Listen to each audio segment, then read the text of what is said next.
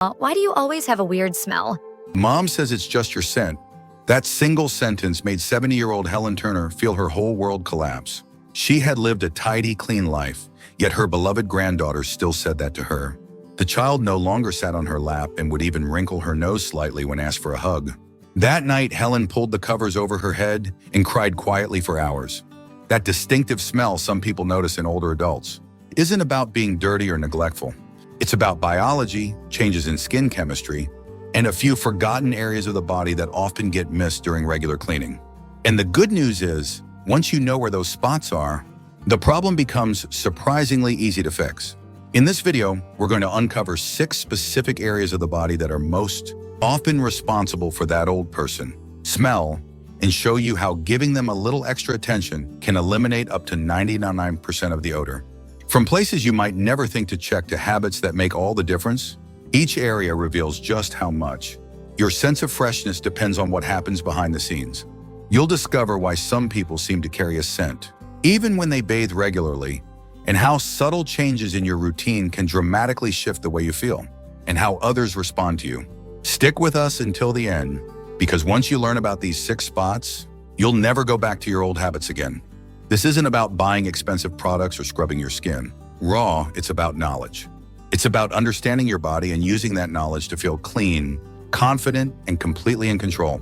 If you've ever felt self-conscious, avoided hugs, or worried about how you come across in social situations, this video might just lift that burden off your shoulders. Let's get started. Area 1, behind the ears. One of the most commonly missed areas when it comes to daily hygiene is right behind the ears. It's such a small space, barely noticeable in the mirror, and for that very reason, it often gets overlooked. But what most people don't realize is that this area is rich in sebaceous glands, tiny oil-producing spots that tend to become more active with age. As we get older, our skin produces a specific type of oil called non-enol, which mixes with sweat and dead skin cells. When that mixture sits undisturbed behind the ears, it creates a stale, musty odor that lingers long after you've showered.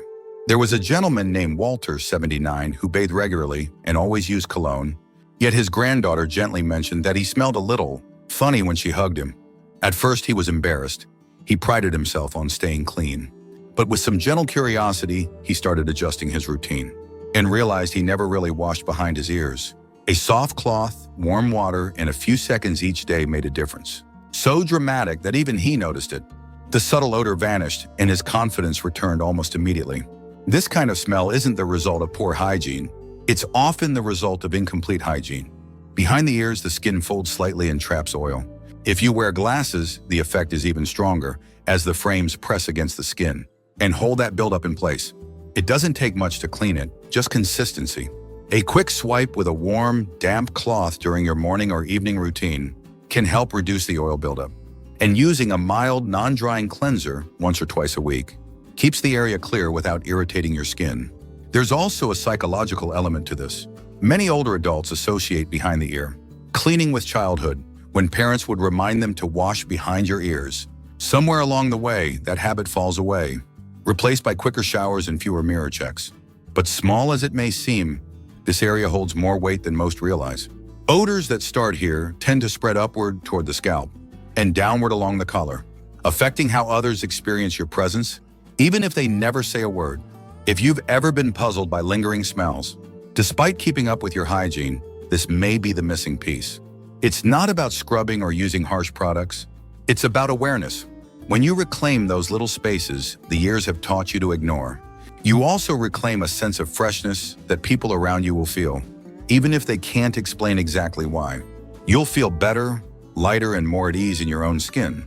And sometimes it really is as simple as going back to the basics. Area 2, nape of the neck. Tucked quietly beneath the hairline and often shaded by collars, scarves, or long hair, the nape of the neck is one of the most neglected places when it comes to daily washing, and one of the most underestimated sources of body odor in older adults. This area is a crossroads of sweat glands, hair oils, and dead skin cells, all of which can build up quickly without ever making a noticeable mess. That's part of what makes it so tricky. There's often no visible dirt, no sign that anything's wrong. But left unwashed, this small stretch of skin becomes a silent contributor to what some people call old person smell. Ruth, 76, had always been meticulous about her hygiene. Her clothes were pressed, her hair well kept, and she never missed a shower. But she noticed that on warmer days, especially after being outside or under the sun, she would catch a whiff of something she couldn't quite place, almost like a sour or sweaty scent. Even when she was freshly dressed, after some time and careful reflection, she realized she wasn't thoroughly washing the nape of her neck, especially at the end of a long day. It wasn't until her hairdresser mentioned a little extra buildup at her neckline that she decided to start paying attention.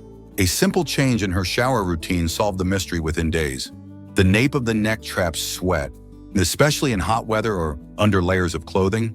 If you wear your hair long or have hair that rests against your collar, the natural oils from your scalp slide down and collect at the base. Add in the pressure and warmth from shirt collars or jacket hoods, and you've got the perfect recipe for bacterial growth. That bacteria is what produces odor, not the sweat itself. But what happens when sweat sits too long in a warm enclosed spot? Most people wash their face and their hair, but skip that small patch of skin in between. Over time, it becomes a holding zone for grime and scent. And because it's so close to the head and shoulders, it can affect how people perceive your cleanliness, especially in social situations like hugging or sitting close. The nape is where people's noses often land during an embrace, and it's where heat tends to rise when you're in a warm room. That's why even the cleanest person can give off an unintended odor. If this one little area is missed, washing the nape isn't complicated. A warm washcloth and a few extra seconds during your shower are all it takes. Make sure to gently scrub the area, especially after sweating, and pay attention to how your skin feels afterward. It should be soft, clean, and free of that slightly tacky residue that indicates lingering oil. If you wear cologne or lotion, applying it to this spot only after it's clean will help it smell better and last longer without mixing with old residue. Beyond the practical reasons, there's something emotionally powerful about paying attention to these small details. It's a reminder that you still care for yourself with intention, that your body deserves the same respect now as it did decades ago, that your presence, how you feel, how you smell, how you move, still matters in the spaces you share with others. When you tend to these quiet corners of your body, you also tend to the dignity and pride that carry you through each day. If you're still watching this video and finding these insights valuable, please comment number 2 below to let me know you're here. And if you haven't subscribed yet, I recommend you subscribe and turn on the bell so you don't miss any videos. Your support helps us continue creating good content to inform and inspire you. Now let's move forward. Area 3, under the breasts or in skin folds. This is one of those areas people rarely talk about, yet it plays a major role in body odor. Especially as we age and our skin becomes softer, looser, or more prone to folding. Whether it's under the breasts, around the abdomen, beneath the buttocks, or in any place where skin touches skin, these hidden folds create the perfect environment for heat, moisture, and bacteria to settle in. And once that starts, it doesn't take long for a strong, unpleasant smell to develop, often without the person noticing it themselves.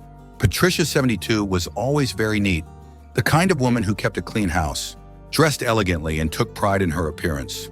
But she began to feel self-conscious during summer months, especially on humid days. She'd notice a faint sour smell in the evenings. Even after bathing in the morning, she tried changing her detergent, switching her deodorant, even buying new clothes. Nothing worked until a nurse at her wellness clinic suggested she gently clean and dry the areas under her breasts and along her waistline each day. Within a week, the odor was gone. What many people don't realize is that these areas can stay damp for hours even after a shower. That lingering moisture, especially in warmer weather or under multiple layers of clothing, creates the ideal setting for bacterial and fungal growth. It's not about dirt, it's about climate. These tucked away zones are warm, dark, and often compressed, which allows sweat and natural body oils to ferment into odor-causing compounds. And because they're not exposed to air or sunlight, they rarely dry out on their own. There's also a layer of discomfort that comes with talking about it. For some, these areas feel too private or maybe even embarrassing to address. But ignoring them doesn't make the problem go away, it makes it worse.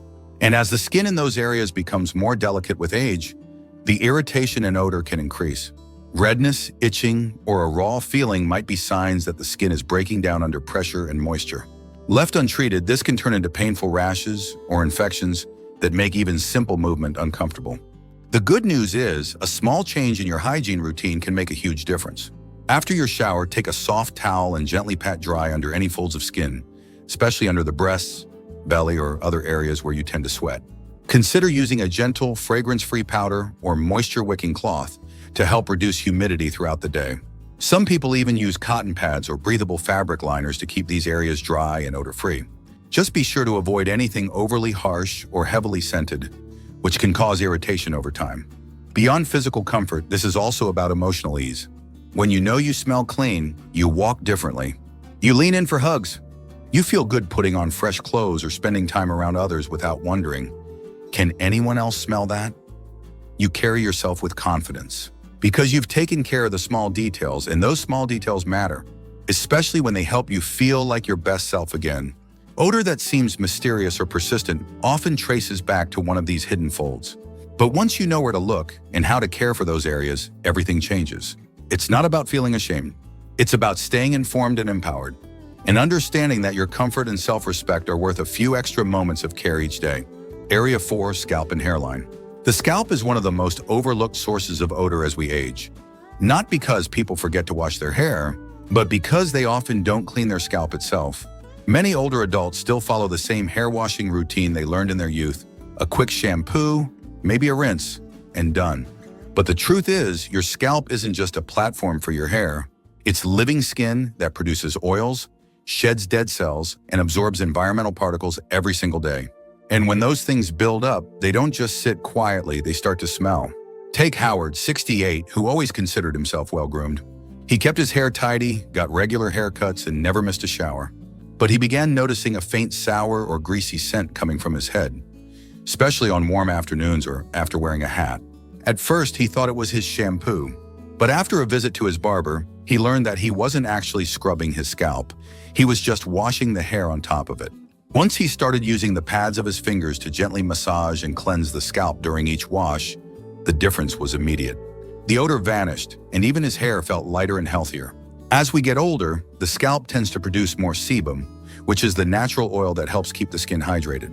But when it's not removed properly, that oil mixes with sweat, product residue, and dead skin cells, creating a distinct odor that no amount of perfume or hairspray can cover up. Add to that the effects of medication, reduced circulation, and less frequent sweating compared to younger years, and the scalp becomes a quiet holding tank for smells that slowly radiate outward. The hairline, especially around the temples and nape, is where this becomes most noticeable. Hats, wigs, or headscarves can trap warmth and block airflow, turning the scalp into a miniature greenhouse. Even thinning hair, which exposes more of the scalp to air, can make odors more detectable. You might not smell it yourself, but others who come close, during a haircut, a hug, or even a handshake, might notice something off. And because it's such a subtle issue, people rarely say anything. They just quietly pull away or keep their distance. To clean your scalp effectively, you don't need harsh shampoos or deep treatments. What you need is time, pressure, and attention. Use your fingertips, not your nails, to massage the scalp in small circles, especially near the base of the skull, the top of the head, and behind the ears. Rinse thoroughly and make sure you're not leaving behind shampoo or conditioner residue, which can also contribute to odor. If you use styling products, make sure to cleanse them out regularly, as buildup is a major source of scalp-related smell. And don't underestimate the impact this has on your overall presence. A clean, healthy scalp doesn't just smell better, it changes how your hair moves, how your skin feels, and how you carry yourself. People respond to freshness even when they can't quite name it. You feel more comfortable, more present, and more at ease when you know that nothing is lingering around you. It's a quiet kind of confidence that comes from doing something just for yourself. If you're still watching this video and finding these insights valuable, please comment number 4 below to let me know you're here. And if you haven't subscribed yet, I recommend you subscribe and turn on the bell so you don't miss any videos. Your support helps us continue creating good content to inform and inspire you. Now let's move forward. Area 5, belly button. It might surprise you, but the belly button is one of the most common places where odor quietly builds up, and one of the most forgotten spots during a daily wash. Tucked into the center of the body, the navel is a small enclosed space where sweat, dead skin, lint, and bacteria all gather, creating a kind of hidden pocket that few people think to clean. And over time, that buildup doesn't just sit there, it starts to ferment. The result is a smell that many older adults mistake for body odor from other areas. never realizing it's coming from the middle of their own torso. Charles, 74, began noticing a persistent odor that seemed to follow him throughout the day, no matter how often he showered or changed clothes. It puzzled him because he was careful about hygiene, even using antibacterial soap. But it wasn't until his wife asked if he had cleaned his belly button recently that he realized he hadn't touched it in years. With a gentle cotton swab and warm water, he started including his navel in his routine. And within days, the mysterious smell that had bothered him for months simply disappeared. The belly button, especially if it's deeper or slightly recessed, acts like a little cave. Moisture gets trapped there, especially in warm weather or after sweating. If you have a rounder belly, or if the waistband of your pants rests tightly around your midsection, that area can stay moist for hours at a time without you realizing it. It doesn't take much. Just a few mist washes, and the natural bacteria that live on your skin begin to multiply, feeding on the debris inside the navel and producing odor in the process. What makes the belly button tricky is that it doesn't always feel dirty. You don't see grime, you don't feel discomfort, and because it's a small enclosed space, the smell can rise slowly and subtly. Some people even mistake it for underarm odor or believe their shirts are retaining smell when it's actually coming from that tiny central spot on their body. And because few people talk about it, many simply never think to check there at all. Cleaning the belly button is simple, but should be done gently. During your shower, use a soft washcloth or your fingertip with mild soap and warm water. Gently clean inside the navel without forcing or scrubbing too hard. If you haven't cleaned it in a while, you might notice some dark debris or even a waxy buildup. That's normal and nothing to be embarrassed about. After rinsing, pat the area dry with a soft towel, making sure no moisture is left behind. If you're prone to sweating, you can use a small amount of alcohol-free toner or a cotton swab dipped in warm water for maintenance between showers. Including this small habit in your routine has more impact than most people realize. The belly button is central, not just physically, but in how others experience your personal scent. It sits close to your clothing, your hands, and even your midsection during conversations or meals. A clean navel means a cleaner you, in ways that influence how people feel around you and how you feel in your own skin. It's a small gesture that brings big returns, especially when you realize how something so simple can remove so much doubt and discomfort from your day. Area 6, groin and inner thighs. Among the most common yet least discussed sources of persistent body odor in older adults is the groin area, including the inner thighs. This part of the body naturally generates more warmth, moisture, and friction than almost any other region, making it a prime breeding ground for odor-causing bacteria. And because it's so closely tied to privacy, it's often the last area people feel comfortable addressing, even with themselves. But if you've ever noticed a lingering scent that doesn't go away even after a bath, or if your underwear seems to carry odor, no matter how often you wash it, this may be the place to start. Take Leonard, 81, a retired firefighter who prided himself on staying active and clean. He would walk every morning, shower daily, and use fresh clothes each time. But he started noticing a musky smell in the afternoons, something he couldn't place. His doctor ruled out infections and suggested he pay extra attention to the folds and skin around the groin and thighs. Leonard admitted that while he washed the area, he often rushed through it. He started taking a bit more time, using mild soap, drying thoroughly, and occasionally applying moisture-wicking powder. The result was immediate. Not only did the odor vanish, but he also felt fresher and more comfortable throughout the day. This part of the body is naturally full of sweat glands. With age, the skin becomes softer and may start to sag slightly, which increases the number of folds where moisture can get trapped. Add to that tight-fitting clothes, synthetic underwear, or long periods of sitting, and the skin doesn't get a chance to breathe. What begins as simple dampness turns quickly into irritation, odor, and sometimes even infection if left unchecked. The groin area is also in close proximity to the digestive and urinary systems, which adds even more potential for subtle but persistent scent issues. One of the key challenges with this area is friction. When the inner thighs rub together during walking, especially in warmer weather or with less supportive undergarments, the skin can break down, making it more vulnerable to bacteria. That same friction makes it harder to fully dry the area, especially if you're in a rush.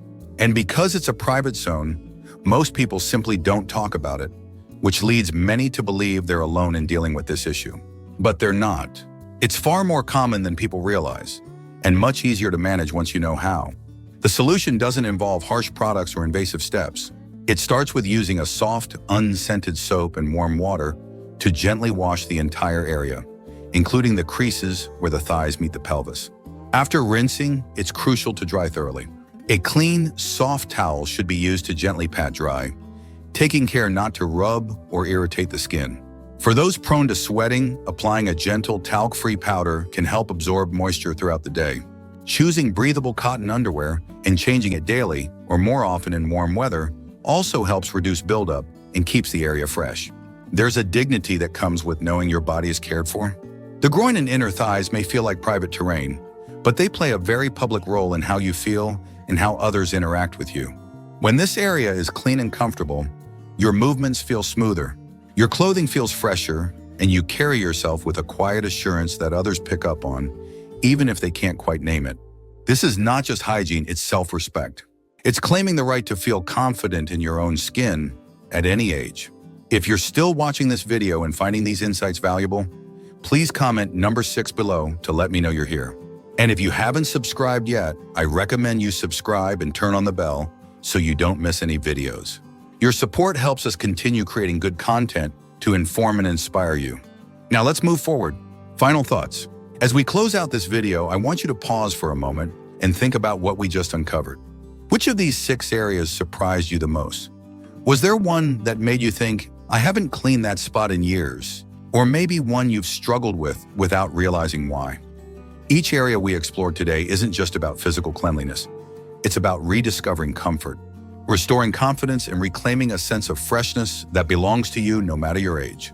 When you give a little more care to the places that often go unnoticed, you start to feel more present in your own body, and that feeling is powerful. Too often, older adults carry quiet worries about how they smell, how others might perceive them, or whether something's off without knowing where it's coming from. These thoughts can weigh heavily, especially when they're left unspoken. But today you've taken an important step, not just toward better hygiene, but toward peace of mind. Knowing exactly where odor hides gives you the power to remove it. And that kind of knowledge gives you back control over how you feel in the world, in your home, and with your loved ones. This isn't about perfection. It's about awareness. It's about breaking the silence around a topic many people tiptoe around, and doing so with dignity, warmth, and truth. When you care for yourself in these quiet, detailed ways, you're not just avoiding odor, you're showing yourself the respect you deserve. Because you've lived a full life, you've earned the right to feel clean, comfortable, and completely at ease every single day. Thank you. Know who will truly stand by you when you're old and everything changes? It's a question that most people don't stop to ask until it's already too late. In our younger years, we gather people, acquaintances, coworkers, neighbors, classmates, and we often assume that many of them will still be around when we need them most. But time has a way of revealing the truth. As we grow older, the circle gets smaller, and what matters most isn't how many friends you have, but which ones still show up. Listen closely and care deeply. In this video, we're going to explore the 4 types of friends you can truly rely on in your later years. These are the friendships that go beyond small talk and surface pleasantries. They are the ones that bring comfort in silence, strength during hardship, and joy on the ordinary days. And perhaps more importantly, we'll also shed light on why some people, though they may be familiar, aren't the kind of friends you should count on when life gets hard. So, if you've ever wondered who really belongs in your life moving forward, stay tuned. Because by the end of this video, you might see your relationships in a whole new light, and you may even be inspired to invest more deeply in the ones that truly matter. If you haven't subscribed yet, I recommend you subscribe and turn on the bell so you don't miss any videos. Your support helps us continue creating good content to inform and inspire you. Let's begin. Number 1, a friend who listens without judgment. There's something sacred about being listened to, really listened to, without interruption, correction, or quiet disapproval. And yet, that kind of listening is rare, especially in old age when people are quick to assume they've heard your stories before, or they think they know better. That's why one of the most valuable friends you can have is someone who offers their presence without trying to fix, critique, or steer the conversation. Just a steady, quiet listener who respects your voice and makes room for your truth. Let me tell you about Irene, a 79-year-old woman who had grown used to nods and polite smiles whenever she tried to share something that mattered to her. Her adult children often cut her off mid-sentence. Neighbors were friendly, but always in a rush. It wasn't until she reconnected with an old friend named Grace, a woman she hadn't spoken to in over 2 decades, that she realized how deeply she missed being heard. Over coffee, Grace simply listened. No phone distractions, no advice, just full attention. And Irene said afterward that it was the first time in years she felt like her words actually landed somewhere. The older we get, the more we carry. Stories, regrets, hopes, grief, and sometimes all we need is a witness. Not someone to analyze or respond, but someone to sit across from us and nod with understanding. When you find that kind of friend, one who doesn't rush you, who lets the silence stretch without discomfort, you found something rare and healing. Research in psychology confirms that feeling truly heard reduces stress, lowers blood pressure, and even improves cognitive health. But beyond the science, it simply brings peace. Because when someone listens without judgment, they're not just hearing your words, they're saying, you still matter. Your voice still matters. And that's something we all need, especially in a world that moves faster every day, where seniors often feel left behind or spoken over. A friend who listens becomes a mirror, reflecting not just your words, but your worth. They remind you that you're not invisible, not outdated, not irrelevant. But here's what's just as important. You must be that kind of friend too. Be the one who listens, who puts down the phone, who asks follow-up questions not out of politeness, but because you actually want to understand. That kind of presence has power, more than most people realize. Because in the end, when life gets quieter and the world gets smaller, few things feel more comforting than knowing someone will still sit with you. Listen fully and make space for all the things you need to say. Number 2, a friend who checks in consistently. There's something quietly powerful about a person who remembers to check in, not just on birthdays, not just when there's news, but in the ordinary rhythm of life. A quick call, a brief message, a visit without an agenda. These gestures may seem small, but for someone in their later years, they can mean the difference between feeling remembered and feeling forgotten. Take Samuel, a 74-year-old man whose days had grown quieter since retiring and moving to a smaller town. His neighbors were kind but distant, and his adult children lived several states away. Most days he kept busy with hobbies and errands, but the evenings felt long. It wasn't until his old fishing buddy Earl began calling every Sunday afternoon just to talk that Samuel felt his week had structure again. They didn't discuss anything earth-shattering. They swapped jokes, talked about the weather, shared memories of past trips. But that simple check-in became a lifeline. What makes a consistent friend so rare is that they don't wait for something to be wrong. They don't only show up when drama or crisis calls. They show up because they care. And that kind of regular presence builds trust, something that becomes more precious with age. As we get older, life has a way of shrinking. Social circles narrow. Health can limit mobility. Old routines fall away. And that's why friends who initiate contact without being asked, without needing a reason, stand out. They are the ones who say, you're still on my mind, without needing to say it outright. Consistent connection supports emotional health. Studies have shown that older adults who have steady social contact are significantly less likely to experience depression, cognitive decline, or feelings of worthlessness. But even more importantly, it creates a rhythm, a dependable beat in the background of your week, something to expect, to prepare for, to look forward to. And if you have a friend like that, someone who keeps showing up, you already know the comfort it brings. But if you don't, you can be the one to start. Set a reminder. Choose one day each week. Call someone, message someone, make it a ritual. Not because you have to, but because you know how it feels to be remembered. Because when someone takes the time to check in, especially when there's nothing dramatic going on, it sends a quiet message that echoes louder than most words. You still matter. You're still seen, and you're still worth making time for. If you're still watching this video and finding these insights valuable, please comment number 2 below to let me know you're here. And if you haven't subscribed yet, I recommend you subscribe and turn on the bell so you don't miss any videos. Your support helps us continue creating good content to inform and inspire you. Now let's move forward. Number 3, a friend who shares values and growth. As we get older, we begin to crave more than just casual conversation. We want depth. We want alignment. And perhaps most of all, we want to spend time with people who understand the kind of life we're trying to live. That's why one of the most rewarding types of friendship in old age is one rooted in shared values. Someone who's on a similar path, not in lifestyle, but in mindset. Let me share the story of Margaret, an 82-year-old retired teacher. She had dozens of acquaintances, people she could chat with at the community center or wave to during her morning walks. But it wasn't until she met Helen during a book discussion group that she realized something had been missing. They both loved reading, but more than that, they both enjoyed exploring new ideas, having respectful debates, and challenging each other's thinking. It was a friendship that went beyond surface-level companionship. It fed her mind and her spirit. When you share values with someone, your conversations feel more meaningful. You laugh a little deeper, reflect a little longer, and leave feeling more alive. It's not about agreeing on everything. It's about caring about the same kinds of things: kindness, honesty, faith, resilience, curiosity, or whatever matters most to you. This kind of friendship doesn't just fill time, it helps you grow. Even in your 60s, 70s, or 80s, you're not done evolving. You're still learning, still refining your beliefs, still reaching for new insights. And a friend who shares your values creates a kind of emotional and intellectual mirror. They affirm your direction while gently stretching your thinking. Research in gerontology shows that seniors who maintain friendships centered around mutual respect and shared purpose tend to have higher life satisfaction and greater emotional resilience. They report feeling not just happier, but more fulfilled because they feel understood.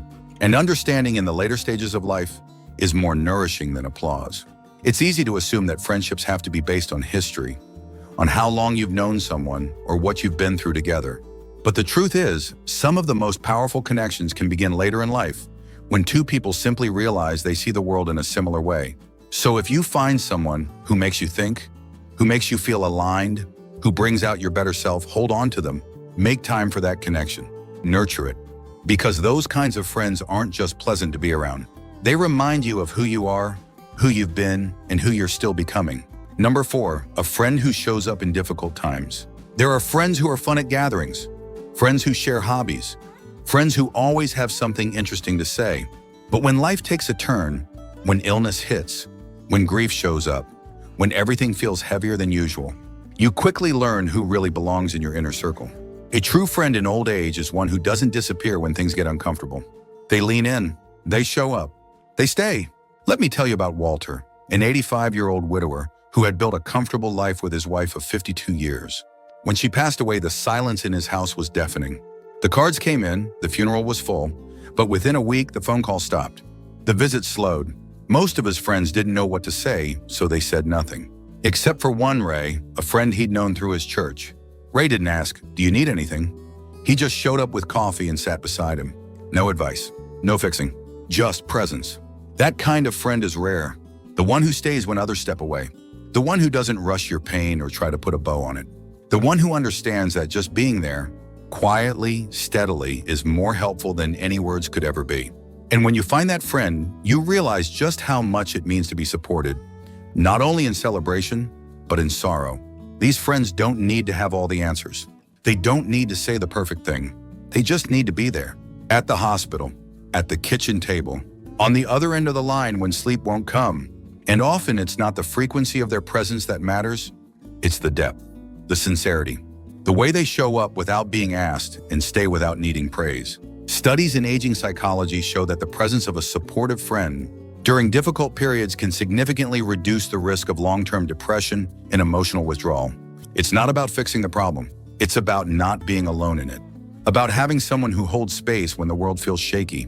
And let's be honest, old age, while rich in wisdom and freedom, also brings its share of hard days. Losses accumulate. Health becomes unpredictable. The people who once leaned on you may now need your care or may no longer be around. In moments like those, you don't need 50 contacts in your phone. You need one soul who walks with you, not ahead of you or behind, but right beside. So ask yourself, who would sit with you in a hospital waiting room? Who would call just to check if you made it home safe? Who would quietly drop off a meal without expecting anything in return? That's the kind of friend worth keeping close. If you're still watching this video and finding these insights valuable, please comment number 4 below to let me know you're here. And if you haven't subscribed yet, I recommend you subscribe and turn on the bell so you don't miss any videos. Your support helps us continue creating good content to inform and inspire you. Now let's move forward. If were final thoughts, one man to one. When we're young, we often believe that having many friends means we're loved, connected, and successful. But as we age, life gently teaches us a quieter truth. It's not about how many friends you have, it's about which ones truly remain. The ones who listen without judgment, the ones who reach out just because, the ones who share your heart and values, and the ones who are still standing beside you when life grows heavy. These are the friendships that hold us together when everything else seems to be falling apart. So take a moment to think, who are your 4? Who has consistently shown up in your life? Not just when things were light and easy, but also when they were hard and unclear? And perhaps even more importantly, who are you being that kind of friend to? Because friendship in old age isn't about nostalgia. It's about mutual care. It's about being present, being real, and being steady. The years ahead can be deeply meaningful, even beautiful. But not because of the number of people around you. It's because of the strength of a few true connections. The ones you can count on, the ones who make you feel seen, valued, and never alone. So choose wisely. And once you've found your people, hold them close. Because the right friendships don't just comfort you.